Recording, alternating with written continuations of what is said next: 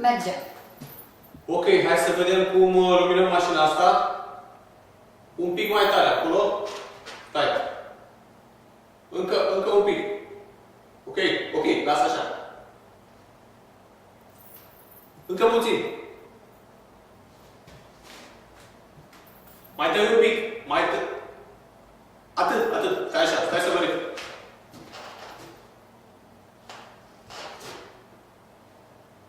Nu, las că e bine așa.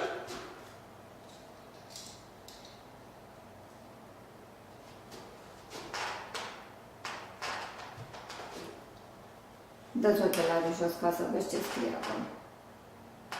Puneți-l la loc și acum cere și lumina de sus, nu uita.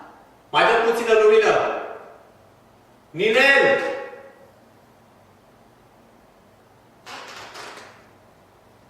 Da, mă, e bine. Gata, dă-ți ochelarii jos, să-i sta prea mult cu ei. Super tare. Stai să vă fac.